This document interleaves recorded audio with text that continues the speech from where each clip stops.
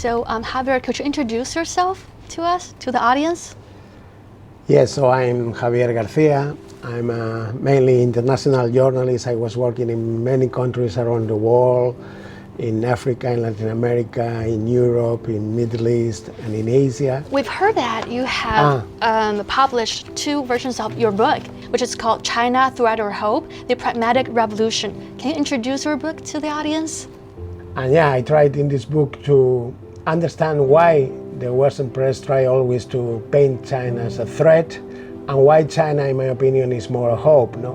What of the big achievements of China could serve as a model for the world, for the developing countries overall, to fight against poverty, to develop an ecological civilization or an ecological development, and to search for the common prosperity for all people. Okay, so now let's talk about ecological development and ecological civilization. So you open the chapter on ecological civilization with a quote from Baijuyi's poem, Sunset and Moonrise on the River. So what inspired you to include that poem? Yeah, I find that poem is really wonderful, right? That is, it describes very well a moment of happiness and harmony of the man with the nature, contemplating the nature, no? And contemplating the day during the sunset, and then the night during the moonlight. No? In only 4 verses, he describes the whole passing from the day to the night. No? A strip of water stretches off into the setting sun. It's the water which stretches into the setting sun, but the setting sun is reflecting in the river. No? And then half of the river is emerald, half is red. And then I love the 3rd night of the 9th month. The dew is like a pearl, the moon like a bow. It's very beautiful how he described that. And I think describes very well, represents very well this moment of harmony between the man and the nature. No? And I think this is really wonderful how this poet achieved to represent this image. Yeah. And regarding the Chinese philosophy, related to ecological civilization, I think the Chinese way of life and way of thinking during millennia, also since thousands of years, has a lot to do with the nature. No? How Chinese, because China was an agricultural land, no? Agricultural civilization, and yeah, all the people in China were used to live on the land, in the countryside, and try to adapt to nature, no? To profit the best way to adapt to nature. And they channel the rivers, they try to improve the harvest with different methods, but always adapting to nature with this pragmatic approach of Chinese people. So I think Chinese culture is very close to nature, and in some way Chinese culture is also ecological, because if you read the ancient Chinese philosophers like Lao Tzu or Confucius, you will always see images of the nature, no? In their ideas. No? They express their ideas also comparing with the nature, no? With elements of the nature. No? And also in Chinese poetry, you have always the nature present. No? That's why I think Chinese culture is very close to nature, Chinese society, and even Chinese characteristics are in some way ecological. Also now China is a reference for the world in green policies, that is clear. Yeah. So what initiatives has China taken in the realm of ecological governance? Yeah, China has taken a lot of initiatives. No? First, the cleaning of the air. No? The change of mentality of the politicians in China regarding the ecological problems was radical. No? It was a big change in the mentality and the conception of the politicians. And the air, not only in Beijing, in all Chinese big cities, is now clear. Also, we have every day clear and blue skies, and not anymore contaminated or polluted days. Very, very rare we have now. No? This is first. Then, of course, the reduction of the emissions. This is also a cause of that, of the air cleaning, and the compromise of China to reduce the emissions and to achieve carbon neutrality in 2060. That is also very important. And also what China has done in alternative energies like wind energy and solar energy is amazing. China is leader now with a big distance in solar energy and wind energy, also in hydroelectric power, hydroelectric energy, and also in experimenting with nuclear fusion energy, which is also very clean, in contrast to the fission energy, nuclear fission energy.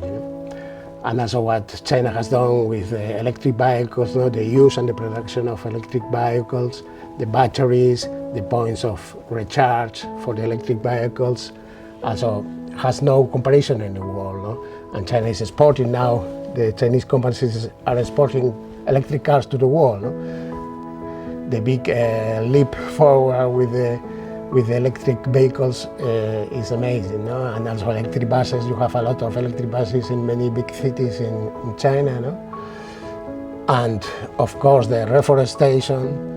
Also China has doubled the green surface in the last 40 years. It was 12%, now it's 24% of the land in the country is covered by forest. Also, hundreds of millions of trees are planted each year in the country, and this reforestation politic has no comparison in the world. China is responsible for a quarter of all the world reforestation since the beginning of this century. And that has avoided that the desert, the Gobi Desert and other deserts accelerate and take more land in China, has stopped the desertification, which is a very important problem in China. Yes.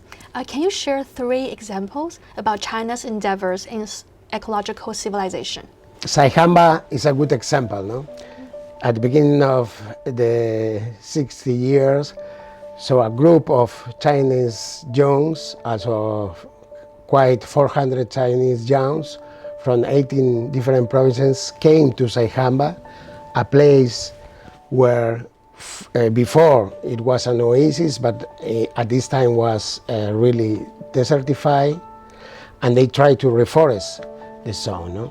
And they work under very harsh circumstances, in a very cold temperature, very cold winters, frozen, only living in tents because there was nothing there. But after many failures, they achieved to grow plants and to grow trees there. And now this area is an amazing and enormous green forest that fight very well against the desertification. Yeah, that's very impressive. I've heard about there's tree planting app that you wrote about in the book. Yeah, there is a tree planting app from Alipay, from the forest, which has a lot of users in China, and they give you, if you have good attitudes, ecological attitudes, so if you buy ecological products or have an ecological way of life, if you run bicycle or have some kind of attitudes which are green and ecological, they give you points, And with these points you can plant a tree. The application plant a tree for you in your name in some part of China, And they planted already millions of trees, Because they have millions of users that are using this app for ecological purposes. Yes, that's another example for e-commerce companies to actually contribute to ecological civilization. Because it's very impressive for them to do so, because they have so many customers. So they can use the app to help with this ecological development, which is very impressive. Yeah, that demonstrates that the people cares about nature, and if you give them the means to do something for the nature, they can do it. They are willing to do it. Yes. The problem is normally they don't have the means, but it's good that the technological companies are giving them the means, the tools, to make also their contribution to the nature. Yes. That is really good, and it's an example also for the world, for other companies in the world. If you give the people the tools to have a sort of contribution, they can do it. Yes. So you actually interviewed Yu Kongjian, who is the creator of the theory sponge city. So what's your take on the sponge city? Yeah, sponge cities is a kind of amazing idea, no? Which are present now in many cities in China. No? Yu, this wonderful man and very enthusiastic, had this wonderful idea to convert the cities in sponge cities, because the great floods, the inundations and so that occur with the climate crisis more often, and the droughts too, are problems that we have to solve. No? And the sponge cities, what they do is to retain the water. When there are floods, they retain the water, they clean it, and they can reuse the water in periods of drought. No? And this project is based in creating in the center of the cities, normally lie down, big areas of wetlands and parks. No? And these areas help to retain the water, clean the water and reuse it in times of drought. No? And now the sponge cities are quite everywhere in China, and it's a very good model also in this path to go from an industrial civilization to an ecological civilization, because we have to change in the same way as we change from an agricultural civilization to an industrial civilization. Now we have to transform our industrial civilization in an ecological civilization. And China is really in this path with clear objectives to achieve this path and to transform the civilization in a green one and ecological one. Yes, you close the chapter talking about water is a key to Chinese civilization. So the sponge city concept really does use water and to build a more ecological society. Yeah, water is very important, of course, for life and for everything in the world. No? And if you have an ecological point of view, it's very important to manage well the water. No? And the Chinese have a millenary history of managing the water, no? Because you have two very big rivers, you have a lot of rivers, but two very big, and you have to channel it to fight against the flooding, no? And to irrigate the cultivations, and so you have to manage always the water during your history, no? During thousands of years. And this wisdom of Chinese ancient traditional agriculture is very useful now for building an ecological civilization. And the sponge cities is an example of that, because they are using ideas and instruments of ancient Chinese agricultural wisdom. Yeah, that's true. So what expectations do we have for China, especially for ecological civilization, ecological development in the future? I think China is on a very good path now to continue building the ecological civilization, because really I saw that it's in the mind of all the administrations in the country, the local administrations, the regional and the central government. And quite every politic in China has a green aspect, an ecological aspect. And I think with the conditions of China now, the country is really in a very good place to show the world how a country can build this kind of civilization. So what else do you want to conclude on ecological civilization? So if China achieves ecological civilization, it will be an amazing success for China and for the world, because it will mean that China succeed in transitioning from industrial civilization to an ecological civilization where the man and the nature could live in harmony. And that is very important in this world threatened by the climate crisis, and we have to find a solution, another way to live in this world without polluting the world, without changing the climate, also to live in harmony with nature. Thank you for sharing your insights.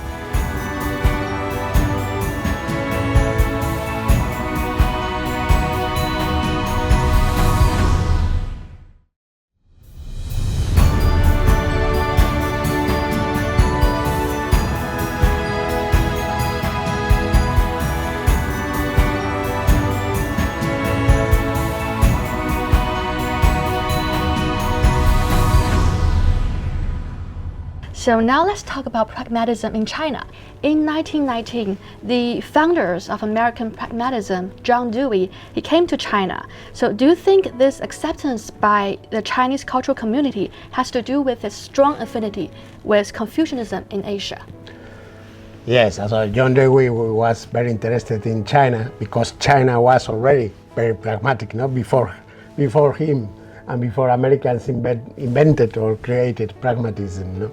The tradition of pragmatism in China goes really long far away in time. It's a millenary tradition because Chinese try to adapt to nature, also channel the rivers to avoid floods or improve the cultivations, trying always as an agricultural civilization to adapt to the condition of nature in a practical way, to achieve the best solution that they could found.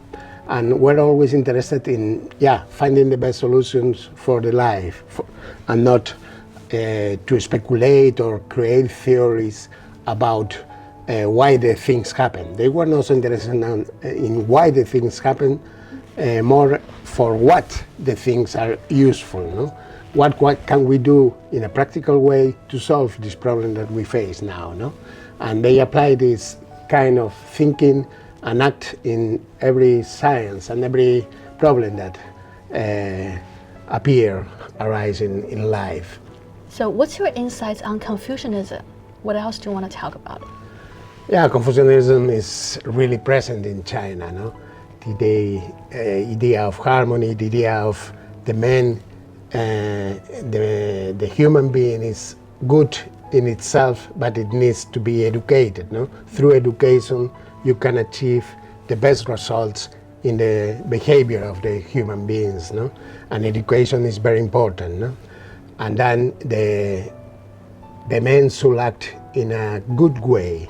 Also, he has not to hurt others, has not to do others what they don't want the others to do themselves, right? Also, it's very important to act well with the others and to act in a collective way, searching for the harmony. So could you share more about the decentralization of public administration? It's related to Chinese pragmatism, right? But because Chinese pragmatism, as I told you, is a millenary tradition in China, and overall in 1978, when the reform and opening up process began, it was applied to public administration too, and to decentralize the administration and to put more capabilities and more power in the local functionaries, in the local administrations. They had more responsibility to search for the best solution in his villages or their regions. So from the top up, from the bottom of the administration, they were guiding the way, but the concrete solution was the responsibility of the local officers, right? With the specific problem that they faced. It's the same as in the poverty alleviation, the precise focus, precise approach. You close to the ground, know exactly what is the best solution for any problem. And that is this kind of decentralization that happened in China, so that give more power to the regional and local administration to create the conditions for growth, for improve the life of the people, for development. In your book, you mentioned Shenzhen as a Chinese socialism's model city. Could you provide more insights on Shenzhen?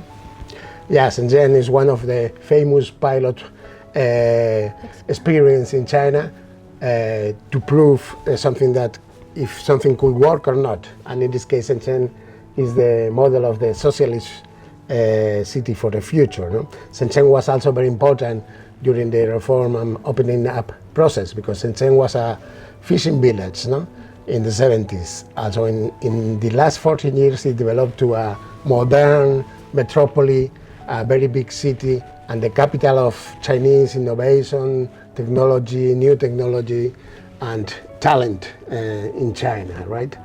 And that's why now Shenzhen is chosen to be socialist model city for the future. And also it's a very innovative city with a lot of high-tech companies. Also it's this central headquarters of companies like Huawei, Tencent, BYD from electric vehicles, and all the startups, medium and small-sized startups, are based also in Shenzhen, most of them in China. No?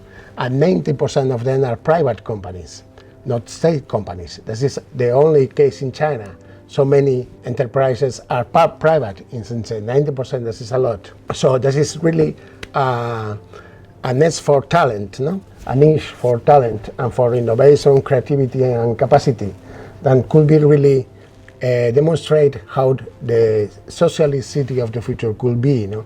And now with the cooperation with Hong Kong, because they are very close, Shenzhen and Hong Kong, and Shenzhen is specialized in high technology, and Hong Kong is specialized in financing. So they can cooperate very well, and the synergies of both with financing, the technology sector, could work very well together. Yes, Shenzhen has developed really fast. So could you share more about the reform and opening up, and also the pragmatic mentality that Deng Xiaoping brought to China? Yeah, Deng Xiaoping really highlighted this pragmatic tradition of China. No? He said, we have to seek the truth from facts, no? And practice is the sole criterion of truth. No? Let's try to find the truth in the practice. No? Even he says that it's the same if the cat is black or white. The main thing who gets the mouse. No? He even said, crossing the river, feeling the rocks. No? So you have to feel always what are the problems. No? And if you feel it really, then you can solve it. No? And he was really a great impulser of Chinese pragmatism after the beginning of reform and opening up. And it made it flexible, very adaptive, no? Because it was not fundamentalist. You know, the problems that arise, Chinese people were searching the best solution. If the best solution works, it's adapted. If it doesn't work, it will be refused. No, but it's according to the practice, according if it works or not. It's not an ideological fundamentalism. Is more flexible. It's like the bamboo, no? It's really a flexible way to approach problems. Yes, that's true. So could you share more examples of Chinese pragmatism? There are a lot of examples, no? In any way of Chinese life and politics, no? From air pollution or green development, common prosperity. In any politic of China, pragmatism is applied. So any decision, first it will be proof. It will be assessed if it's good or not in a specific place of the country. If it works, then it will be extended for the whole country. And in this case, we have a lot of experiments. Now, China normally have more than 70 pilot projects, like Shenzhen as the socialist city of the future, have a lot of pilot programs regarding different questions. No? Zhejiang, for instance, is the pilot zone for common prosperity in China now, and it was also the case with the one-child policy. For instance, it was gradually adopted. The elimination of the one-child policy was gradually done. No? First, you can have 2 children and 3 after some years, always gradually. No? If it works well, then we go on the next step, but always with prudence and gradually and in a practical way, in a pragmatic way. Yes, that's true. How does Chinese pragmatism differ from that in Western countries? So Western pragmatism is more short-sighted. I mean, the Western politicians are always very worried in the short term if they win the elections or not, so they don't look at the long term. No? And Chinese pragmatism is much more focusing on the long term and the best solution for a long term and the most effective solution. So Western pragmatism is also more individualistic, and Chinese pragmatism is more secular, also is more practical, I would say. Is more oriented in solve quick the problems, with a long-term view, but resolving quick in an efficient, very efficient way. I think Western pragmatism is also good, but it's not so applied in politics. It's more a theory, more than being applied in politics and in measures to improve the life of the people. Do you think Chinese pragmatism is the benefit for all? They think about the benefit for all and not only themselves? Of course. Yeah. Also, Chinese pragmatism always search the best solution for all, the collective solution, no? In contrast of individualism of Western pragmatism, Chinese pragmatism is collectivist, no? Thinks of the best solution for all, no? The common prosperity, the best solution for all, for the whole society, not only for a few individuals or a few groups in the society or the wealth people or something like that. It's the benefit for all. Yeah, so you talk about a main topic in your book, which is also your title, the pragmatic revolution. So do you think China is undergoing a pragmatic revolution? It is a way to achieve the Chinese modernization? Yeah, I think it's also a way. Of course, not losing inside the socialist or communist ideas of the Chinese system to achieve the common prosperity for all the people, no? Not for a group of people or so, but in a pragmatic way, of course, in a flexible way. No? We have this main objective, no, of socialism and communism to share the wealth, but to achieve this wealth, we have to be pragmatic. We have to think in the best way to grow, to develop, to achieve the wealth that later we can share among the people. Yeah, it's about the balance. Yeah. You have to achieve the balance. It's in Chinese thinking. And also it's also about the people and nature in every way, which is Confucianism talks about. Yeah. Yeah, the balance that we Chinese people do emphasize on.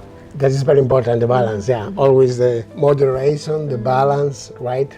And yeah, the balance between men and nature, the balance between wealth, no? Poor people and rich people, and also the balance of the peace, I mean, the peaceful development, no? That is very important, no? Peaceful development, pragmatism, common prosperity, and ecological civilization. I think these are 4 keys of Chinese modernization. Yeah. Do you think Chinese people overthink sometimes, or they just want to be pragmatic? They have to think about all aspects. Because I feel like people talk about, when they're talking about Chinese people, they say they overthink sometimes, or they think about everything. They want to achieve, that point of balance.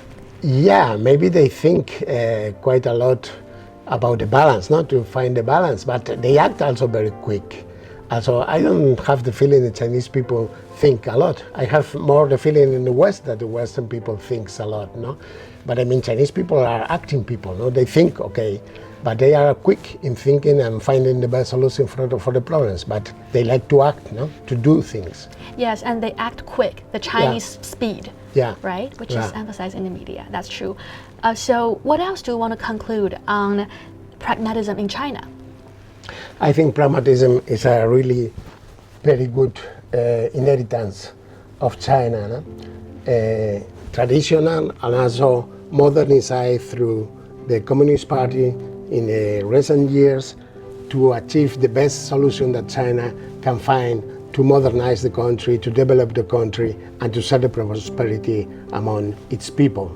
I think in this way the world can learn a lot from Chinese pragmatism because it's very flexible, it's not dogmatic, it's not fundamentalist, and it's a very good way to solve the problems in searching the best solution also in the different levels of the society. In the local levels, the more close to the earth, is very good to change, to search for a precise solution, a solution adapted to the local circumstances in any place of China.